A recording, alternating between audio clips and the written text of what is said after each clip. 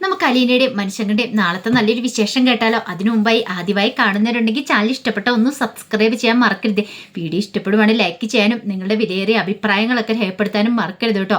അങ്ങനെ നാളത്തെ വിശേഷത്തിൽ കൃഷ്ണമോൾ ആഹാരം കഴിക്കാൻ വിളിച്ചിട്ട് വൈജയന്തി കട്ടക്കലിപ്പോടെ അങ്ങോട്ട് കയറിപ്പോയി. ആ സമയത്ത് രോഹിത് ഭവിതയൊന്നും ഉണ്ട് ഞങ്ങൾക്കൊന്നും വേണ്ടാന്നും പറഞ്ഞിട്ട് ബേലവായിട്ട് അവിടെ ഇരിക്കുകയാണ്. കൃഷ്ണമോള് നിർബന്ധിക്കാനൊന്നും പോയില്ല. വിളിക്കാന്നുള്ള മര്യാദ, വന്ന് കഴിക്കാന്നുള്ള അവരുടെ ഇഷ്ടം.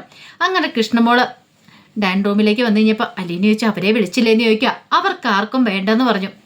അത് കേട്ടപ്പോൾ അലീന പറഞ്ഞു, ഇനിയിപ്പോൾ എന്ത് ചെയ്യും? അവർ പട്ടിണി കിടക്കുവാണ്, കിടക്കട്ടെ ചേച്ചി, അവരെന്താന്ന് വെച്ച് ചെയ്യട്ടെ, ചേച്ചി അത് മൈൻഡ് ചെയ്യട്ടെ, കാര്യമില്ല, നമുക്ക് കഴിക്കാന്ന് പറയാണ്. ആ സമയം അലീന പറഞ്ഞു, അല്ല അവർ കഴിക്കാതെ അവർക്ക് വിശപ്പുണ്ട്, അവർ കഴിച്ചോളും, ചേച്ചി എന്തിനാ വിഷമിക്കണേന്ന് പറഞ്ഞു. അങ്ങനെ കൃഷ്ണമോളും അലീനയും കൂടെ കഴിച്ചു. കുറച്ച് സമയം കഴിഞ്ഞ് കഴിഞ്ഞപ്പോഴത്തേനും ബബിതയ്ക്കും രോഹിത്തിനും വിശപ്പുകൊണ്ട് ഇരിക്കാൻ പറ്റുന്നില്ല. എന്ത് ചെയ്യാൻ പറ്റും? രാത്രി ആയില്ലേ, ഇനിയിപ്പോൾ എന്തെങ്കിലും ചെയ്തിട്ട് കാര്യമുണ്ടോ? വിശന്നിട്ടാണ് ഒരു രക്ഷയില്ല. അഹങ്കാരം കാണിച്ച് കഴിക്കാതിരുന്നിട്ട് വിശന്ന് കഴിഞ്ഞപ്പോഴത്തേനും സഹിക്കാൻ പറ്റുന്നുണ്ടായിരുന്നില്ല. കാരണം അവിടെ രണ്ടടുക്കള പാടില്ലെന്ന് ബാലേന്ദ്രൻ പ്രത്യേകം പറഞ്ഞിട്ടുണ്ട്. വേണമെങ്കിൽ അലീന ഉണ്ടാക്കുന്ന ആഹാരം കഴിച്ചോണമെന്ന്. ഒടുവിൽ വിശപ്പ് സഹിക്കാതെ വന്നു കഴിഞ്ഞപ്പോഴത്തേനും ബബിതയും രോഹിത്തും കൂടെ വന്നിരുന്ന് ആരും കാണുന്നില്ലെന്ന് ഉറപ്പായി കഴിഞ്ഞപ്പം അവിടെ ഇരുന്ന് കഴിക്കുകയാണ്. ആ സമയം കൃഷ്ണമോൾ അങ്ങോട്ടേക്ക് വന്നു. കൃഷ്ണമോള് കണ്ടു. കൃഷ്ണമോൾ അലീനയെ വിളിച്ചുകൊണ്ട് കാണിച്ചു കൊടുക്കുന്നുണ്ട്. നോക്ക് ചേച്ചിന്നും പറഞ്ഞുകൊണ്ട്. അലീന പറഞ്ഞു, തൽക്കാലത്തേക്ക് നമ്മൾ കണ്ടെന്ന് അവരറിയണ്ട, അവർക്കൊരു ചമ്മലുണ്ടായിരിക്കും, അവർ കഴിക്കട്ടെ എന്നൊക്കെ പറഞ്ഞു. കൃഷ്ണമോള് പറഞ്ഞു, അങ്ങനെ തന്നെ വേണം, അല്ലെങ്കിലും എത്ര സമയം ഇങ്ങനെ അഹങ്കാരം പിടിച്ചിരിക്കാൻ പറ്റും? പക്ഷെ വൈജ കട്ടക്കലിപ്പിലായിരുന്നു. വൈജ കഴിക്കാതെ തന്നെ ഇരുന്നു. എന്തു വന്നാലും നാം കഴിക്കില്ല എന്നൊരു ചിന്തയൊക്കെയായിരുന്നു വൈജയുടെ മനസ്സിൽ. പിന്നീട് രാജീവിനെ ശിവശങ്കരൻ വിളിക്കുന്നുണ്ട്. ശിവശങ്കരൻ വിളിച്ചിട്ട് പറഞ്ഞു, അതെ, കാര്യങ്ങൾക്കൊക്കെ ഒരു തീരുമാനമാക്കണമെന്ന് പറയണം. ആ സമയം രാജീവ് പറഞ്ഞു, അല്ലെ എന്ത് തീരുമാനമാക്കുന്ന കാര്യമാണ്? നമുക്ക് വൈജയുടെ കാര്യത്തിൽ ഒരു തീരുമാനം എടുക്കണം. ഇതെങ്ങനെ വിട്ടിട്ട് കാര്യമില്ല. ആ ബാലേന്ദ്രന് കുറച്ച് അഹങ്കാരം കൂടുന്നുണ്ട്. അല്ല, ഇത് തന്നെയല്ലേ ശിവേണ്ണോട് ഞാൻ ആദ്യം പറഞ്ഞ കാര്യം? അങ്ങനെയാണെങ്കിൽ ഒരു കാര്യം ചെയ്യാം, ഇനിയിപ്പോൾ താമസിപ്പിക്കണ്ട, എത്രയും പെട്ടെന്ന് തന്നെ ഫ്ലൈറ്റ് ടിക്കറ്റ് ബുക്ക് ചെയ്തോ, നാളെങ്കിൽ നാളെ തന്നെ നമുക്ക് പോയേക്കാന്ന് പറയണം.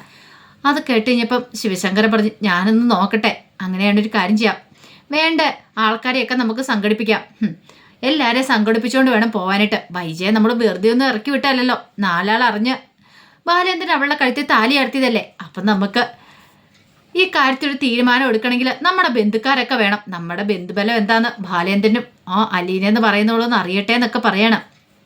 അങ്ങനെ ആ കാര്യത്തിനൊരു തീരുമാനമായി. ഈ സമയത്ത് അലീനയുടെ ഫോണൊക്കെ ശരിയായിട്ടുണ്ടായിരുന്നു. അലീനയ്ക്ക് സന്തോഷമായിരുന്നു. കാരണം രേവതിക്കുട്ടിയെ വിളിക്കാനായിട്ട് ആരുടെയും സഹായം വേണ്ടി വരും അലീനയ്ക്ക്. ഒന്നെങ്കിൽ ബാലേന്ദ്രനോട് ചോദിക്കണം. എപ്പോഴും പോയി ബാലേന്ദ്രനെ ശല്യപ്പെടുത്തുന്നത് ശരിയല്ലോ. അപ്പോഴാണ് ബാലേന്ദ്രൻ അവൾക്ക് ഫോൺ വാങ്ങിക്കൊടുത്തത്. അങ്ങനെ ഫോണ് സിമ്മെല്ലാം ഓക്കെ ആയി കഴിഞ്ഞപ്പോൾ, സിമ്മൊക്കെ ആക്ടിവേറ്റ് ആയി കഴിഞ്ഞപ്പോഴത്തേനും അലീന എന്ത് ചെയ്തു, രേവതിക്കുട്ടിയെ ഫോൺ വിളിക്കുകയാണ്. രേവതിക്കുട്ടിക്ക് ആദ്യം മനസ്സിലായില്ല, പുതിയ സിമ്മിൽ നിന്നാണ് കോള് വന്നിരിക്കുന്നത്. അങ്ങനെ കോൾ എടുത്ത് കഴിഞ്ഞപ്പോൾ തന്നെ അലീന പറഞ്ഞു, ഞാനാ അലീനയെന്ന് പറയണ.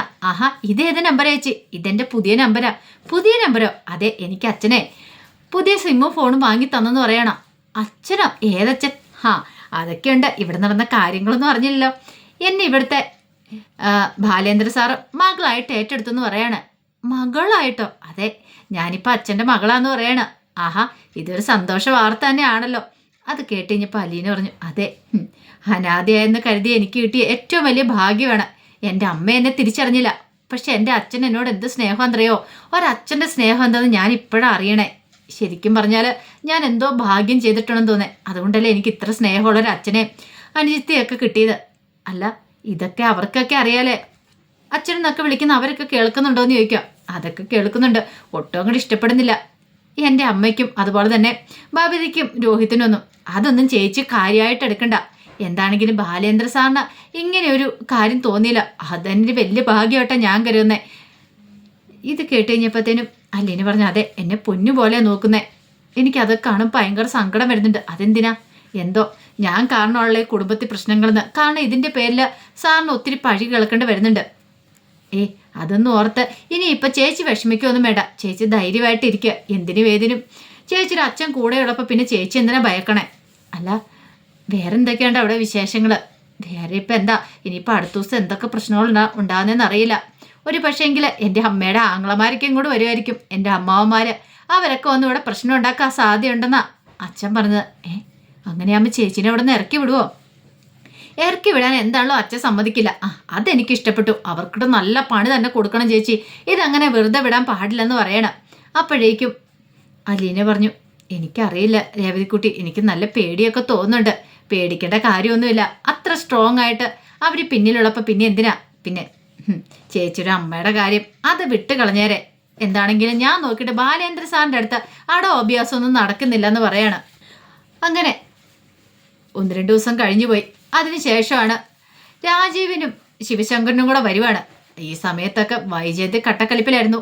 വൈജയന്തിക്ക് എന്ത് ചെയ്യണമെന്ന് പോലും അറിയത്തില്ല. കാരണം ബാലേന്ദ്രന് ഒരു കാരണവശാലും വൈജയന്തിയെ 7 അയലക്കത്ത് പോലും അടുപ്പിക്കുന്നില്ല. അത് മാത്രമല്ല, അലീനയ്ക്ക് കൊടുക്കുന്ന പ്രാധാന്യം കണ്ടു കഴിഞ്ഞപ്പോൾ സഹിക്കാൻ പറ്റുന്നല്ലോ അപ്പുറമായിരുന്നു. അലീനയ്ക്ക് ഫോൺ മേടിച്ച് കൊടുത്ത കാര്യമൊക്കെ അറിഞ്ഞിട്ടുണ്ടായിരുന്നു. അതൊക്കെ അറിഞ്ഞു കഴിഞ്ഞപ്പോഴത്തേനും വൈജയന്തിക്ക് ദേഷ്യം. എല്ലാം അവൾക്ക് വാങ്ങിച്ചു കൊടുക്കുന്നുണ്ട്. തൻ്റെ മക്കൾ അനുഭവിക്കേണ്ടതാണ്.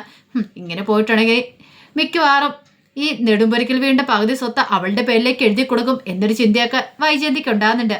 അങ്ങനെ രാജീവിന് ശിവശങ്കരനും വന്ന കാര്യം അറിഞ്ഞു കഴിഞ്ഞപ്പോൾ തന്നെ കൊല്ലപ്പള്ളി വീട്ടിലേക്ക് ചെല്ലുവാണ് വൈജയന്തി. അങ്ങനെ വന്നു കഴിഞ്ഞിട്ട് അവർ തമ്മിൽ സംസാരിക്കുന്ന സമയത്ത് ശിവശങ്കരൻ ചോദിച്ചു, എന്താ വൈജയ്, ശരിക്കുള്ള പ്രശ്നം എന്താന്നൊക്കെ ചോദിക്കുകയാണ്. അപ്പോഴേക്കും വൈജയന്തി പറഞ്ഞു, എനിക്കറിയത്തില്ല ശിവേട്ട എന്താ കാര്യം. ആ ഉരുമ്പെട്ടോളുണ്ടല്ലോ അലീന, അവള് വീട്ടിൽ എന്ന് കാലെടുത്ത് കുത്തിയോ അതിനുശേഷം ഉണ്ടായ പ്രശ്നങ്ങളോ അതൊക്കെ. അതുവരെ ഒരു പ്രശ്നമില്ലായിരുന്നു. ബാലേന്ദ്രനും ഞാനും തമ്മിൽ നല്ല സ്നേഹത്തിലാണ് പോയിക്കൊണ്ടിരുന്നത്. അത് കേട്ട് കഴിഞ്ഞപ്പോൾ ശിവശങ്കരൻ പറഞ്ഞു, അങ്ങനെയാണെങ്കിൽ ഇതങ്ങനെ വെറുതെ വരണ്ട. ഒരു കാര്യം ചെയ്യാം, നമുക്ക് അമ്മാവന്മാരും കൊച്ചന്മാരൊക്കെ ഉണ്ടല്ലോ, അവരെയൊക്കെ വിളിച്ച് ഞാൻ കാര്യങ്ങൾ പറയാം. കാര്യങ്ങൾക്ക് ഒരു തീരുമാനം ഉണ്ടാവണല്ലോ എന്ന് പറയണം. അങ്ങനെ ശിവശങ്കരൻ രാജീവനും അവരെയൊക്കെ വിളിച്ച് കാര്യങ്ങൾ പറയണം. ഇന്ന് തന്നെ കടപ്പാട്ട് വീട്ടിലേക്ക് പോകണം. കാര്യങ്ങൾക്ക് ഒരു തീരുമാനം ഉണ്ടാക്കിയിട്ട് വേണം അവർക്ക് തിരികെ പോകാനായിട്ട്. ആ സമയത്ത് കമല പറഞ്ഞു, അതെ, ഒരു കാര്യം ഞാൻ പറയാം. ഇന്ന് പോകുന്നതിനൊന്നും പ്രശ്നമില്ല. പക്ഷെ അവിടെ ചെന്നിട്ട് ഒരു തീരുമാനം ഉണ്ടാക്കിയിട്ടോ വരാവുള്ളൂ. അല്ലാതെ ബാലേന്ദ്രൻ പറയുന്നത് കേട്ടിട്ട് അവിടെ നിങ്ങോട്ട് തിരികെ വരില്ലെന്ന് പറയാണ്. ശിവശങ്കരൻ പറഞ്ഞു, അതിന് വേണ്ടിയിട്ടാണോ ഇത്ര റിസ്ക് എടുത്ത് അവിടെ നിന്ന് ഇങ്ങോട്ടേക്ക് വന്നേ? അല്ലല്ലോ. പിന്നീട് അവർ മുത്തശ്ശിയുടെ അടുത്തേക്ക് ചെല്ലുവാണ്, ശിവശങ്കരൻ രാജീവനും കൂടെ. അപ്പോൾ അവർ പെട്ടെന്ന് വന്ന് കണ്ടപ്പോൾ മുത്തശ്ശി ചോദിച്ചു, അല്ല ഇതെന്താ രണ്ടുപേരും കൂടെ ഒരു മുന്നറിയിപ്പും ഇല്ലാതെ? അപ്പോഴേക്കും രാജീവൻ ചോദിച്ചു, അല്ല അമ്മ ഇവിടെ നടക്കുന്ന പ്രശ്നങ്ങളൊന്നും അറിയുന്നില്ലേ? പ്രശ്നങ്ങളൊക്കെ ഞാൻ അറിഞ്ഞിട്ട് ഞാൻ എന്ത് ചെയ്യാനാ? എന്നെ കൊണ്ട് എന്തെങ്കിലും ചെയ്യാൻ പറ്റുമോ? ആ സമയം ശിവശങ്കരൻ പറഞ്ഞു, അമ്മയെ കൊണ്ട് ചെയ്യാൻ പറ്റില്ല, പക്ഷേ ഞങ്ങളെ കൊണ്ട് ചിലതൊക്കെ ചെയ്യാൻ പറ്റും. അതിന് വേണ്ടിയിട്ടാണ് ഞങ്ങൾ ഇങ്ങോട്ടേ വന്നിരിക്കുന്നത്. അപ്പോഴേക്കും മുത്തശ്ശി പറഞ്ഞു, ഒരു കാര്യം ഞാൻ പറഞ്ഞേക്കാം, എന്ത് വെള്ളം ചെയ്തു, പക്ഷെ ഒരു കാര്യമുണ്ട്, ആ പെങ്കൊച്ചിന് ദോഷപരമായിട്ടൊന്നും ചെയ്തേക്കല്ലേ. ഓഹോ, അപ്പം അമ്മ ഇപ്പം അവളുടെ കൂടെയാണോ? എടാ, നിങ്ങളൊന്നും ഉദ്ദേശിക്കുന്ന പോലെ ഒന്നുമല്ല. അതൊരു പാവം പിടിച്ച പെങ്കൊച്ചാ. നിങ്ങൾ അവിടെ ചെന്ന് പിടിയും വലിയ ഉണ്ടാക്കി ആ കൊച്ചിനെ കഴിഞ്ഞ പ്രാവശ്യത്തെ ഇറക്കി വിട്ട് വീണ്ടും അത് അതിനേക്കാളും വലിയ പ്രശ്നം ആവരുത്. എനിക്കത് മാത്രമേ പറയാനുള്ളൂ. ബാലേന്ദ്രൻ്റെ അടുത്തേക്കാ ചെല്ലുന്നെന്നുള്ള ഓർമ്മയും വേണം. ചുമ്മാ കയ്യും വീശി അങ്ങോട്ട് ചെന്നിട്ട് വാങ്ങിക്കെട്ടി നാണം കെട്ടി ഇങ്ങോട്ടേക്ക് ഇറങ്ങി വരാൻ ഇടയായേക്കരുത്. ഇതിൻ്റെ ആവശ്യമാണെന്ന് എനിക്ക് തോന്നുന്നില്ല. അത് കേട്ട് കഴിഞ്ഞപ്പോൾ രാജീവ് പറഞ്ഞു, അമ്മ ഇങ്ങനെയൊക്കെ പറയും ശിവേട്ട, നമ്മളിതൊന്നും കാര്യമാക്കണ്ടെന്ന് പറയാണ്. നമുക്ക് എന്താണെങ്കിലും കാര്യത്തിനൊരു തീരുമാനം ആക്കിക്കൊണ്ടാ വരാവുള്ളൂ എന്നൊക്കെ പറഞ്ഞു. പിന്നീട് വൈജയന്തിയുടെ അടുത്തേക്ക് അവർ വന്നു കഴിഞ്ഞപ്പോഴത്തേനും വൈജയന്തി ചോദിച്ചു, അല്ല നിങ്ങളുടെ പ്ലാൻ എന്താണെന്ന് ചോദിക്കുകയാണ്.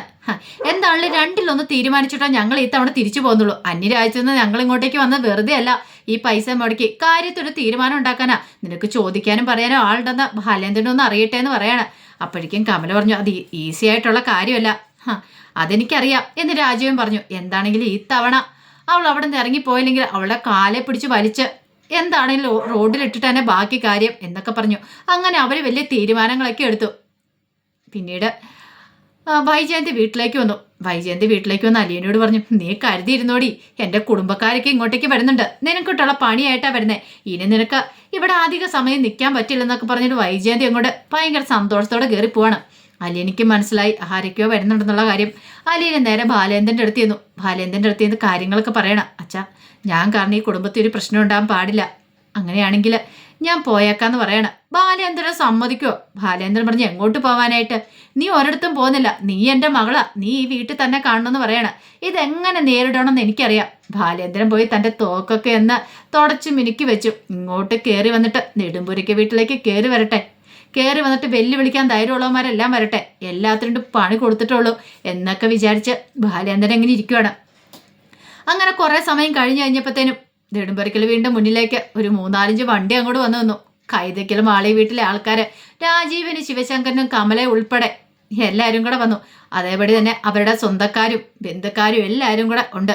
ഒരു 3-4 വണ്ടി ആൾക്കാർ നിറച്ചുണ്ട്. അവരങ്ങോട്ട് വന്നിറങ്ങുവാണ്. വൈജയന്തി ഭയങ്കര സന്തോഷത്തോടു കൂടിയിട്ട് അവരെ അകത്തേക്ക് ആനയിച്ചു കൊണ്ടേ ഇരുത്തി. ആ സമയം ശിവശങ്കരൻ ചോദിച്ചു, അല്ല എന്തിയേ ബാലേന്ദ്രൻ എന്തിയെന്ന് ചോദിക്കുകയാണ്. അപ്പോഴേക്കും ഭവിതയോട് പറഞ്ഞു, ഭവിതേ നീ പോയി ബാലേന്ദ്രനെ വിളിച്ചുകൊണ്ട് വരാനായിട്ട് വൈജയന്തി പറയാണ്. ഭവിതയ്ക്ക് നല്ല ടെൻഷനുണ്ട്, അച്ഛൻ എങ്ങനെ പ്രതികരിക്കും എന്നൊക്കെ ഓർത്തിട്ട്. എന്താണെങ്കിലും കാര്യങ്ങൾക്ക് ഒരു തീരുമാനം ഉണ്ടാക്കണമല്ലോ. അങ്ങനെ ഒടുവിൽ ഭവിത അങ്ങോട്ട് ചെന്നിട്ട് ബാലേന്ദ്രനോട് പറഞ്ഞു, അച്ഛാ അത് അമ്മയുടെ വീട്ടിൽ നിന്ന് അങ്കിളൊക്കെ വന്നിട്ടുണ്ടെന്ന് പറയണേ. ഏതങ്കിള്? അത് പിന്നെ രാജീവങ്കിളും ശിവനങ്ങളും ഒക്കെ വന്നിട്ടുണ്ടെന്ന് പറയാം. ഓ ശരി ശരി, നീ അങ്ങോട്ട് താഴേക്ക് പോയിക്കോളാൻ പറയാണ്. അങ്ങനെ കുറേ സമയം കഴിഞ്ഞതിന് ശേഷമാണ് ബാലേന്ദ്രൻ ഇറങ്ങി വരുന്നത്. പെട്ടെന്ന് അങ്ങോട്ട് ഇറങ്ങി തന്നെ വില കളയേണ്ട കാര്യം ഇല്ലല്ലോ. അങ്ങനെ ചെന്ന് കഴിഞ്ഞപ്പോഴത്തേനും ശിവശങ്കരൻ വന്നിട്ട് ചോദിച്ചു, അല്ല എന്താ ബാലേന്ദ്രന്റെ പുറപ്പാട് എന്താന്ന് ചോദിക്കുക. എന്ത്? അല്ല ഇവിടെ ഏതോ ഒരു പെണ്ണിനെ കൊണ്ടുവന്ന് നിർത്തിയിട്ടുണ്ടെന്ന് പറയുന്നത് കേട്ടല്ലോ. വൈജയന്തിക്ക് അത് ഇഷ്ടമില്ലാത്ത കാര്യമാണ്. പിന്നെ ബാലേന്ദ്രൻ എന്തിനും ഒരു പ്രശ്നം ഉണ്ടാക്കാൻ വേണ്ടിയിട്ട് മനഃപൂർവ്വം അതിന് ശ്രമിക്കണമെന്നൊക്കെ ചോദിക്കുകയാണ്. ബാലേന്ദ്രൻ വിട്ടു കൊടുക്കുവോ? ബാലേന്ദ്രന്റെ വീട്ടിൽ വന്നിട്ട് ബാലേന്ദ്രനോട് ഭരിക്കാൻ വന്നിട്ടുണ്ടെങ്കിൽ ബാലേന്ദ്രൻ്റെ ഒരു കാരണവശാലും വിട്ടുകൊടുക്കുമല്ല. പിന്നീട് ബാലേന്ദ്രന്റെ സംഹാര താണ്ഡവം വരുന്ന അവിടെ നടന്നേ രാജീവിന്റെ കർണമൊക്കെ അടിച്ചു പൊട്ടിക്കുന്നുണ്ട്. കാരണം രാജീവന് കിട്ടേണ്ട കാര്യം തന്നെയായിരുന്നു അത്. രാജീവൻ ചോദിച്ചു മേടിച്ച, അല്ലെങ്കിൽ ഒരു ഇത്തിരി എല്ല് കൂടുതൽ അയാൾക്ക്. അലീനെ കയ്യെ പിടിച്ച് ഇറക്കി വിട്ടപ്പോൾ തന്നെ അന്ന് തന്നെ ബാലേന്ദ്രൻ്റെ ഒരു കാര്യം ഓർത്ത് അവൻ്റെ കർണം ഒടിച്ചൊന്ന് പൊട്ടിക്കണമെന്ന്. അതിനൊരു സാഹചര്യ സന്ദർഭം ഒത്തു വന്നില്ല. വൈജയന്തിയുടെ വിചാരം തൻ്റെ ആങ്ങളമാർ വന്ന് ഇപ്പം അങ്ങോട്ട് ഭയങ്കര അങ്ങോട്ട് ഏതാണ്ടൊക്കെയോ ഉണ്ടാക്കി കൊടുക്കുമെന്നായിരുന്നു. പക്ഷേങ്കിൽ വൈജയന്തിയുടെ മുന്നിൽ വെച്ച് തന്നെയാണ് ഈ അടിയെല്ലാം കൊടുക്കുന്നത്. ഒടുവിൽ വൈജയന്തി ശരിക്കും നാണം കെട്ടുപോയി. ഒന്നും ചെയ്യാൻ പറ്റാത്ത അവസ്ഥയിൽ വൈജയന്തിക്ക് മനസ്സിലായി ഇനിയിപ്പം ബാലേന്ദ്രനെ അനുസരിച്ച് നിന്നില്ലെങ്കിൽ പണി പാളൂന്ന്. അപ്പോൾ അതിൻ്റെ വിശേഷങ്ങളൊക്കെയാണ് നമ്മൾ കാണാൻ പോകുന്നത്. ആ വിശേഷങ്ങൾക്കായി നമുക്ക് എല്ലാവർക്കും കാത്തിരിക്കാം കേട്ടോ. ഒരിക്കൽ കൂടി എല്ലാവർക്കും ശുഭരാത്രി നേർന്നുകൊണ്ട് നിർത്തുന്നു. നന്ദി.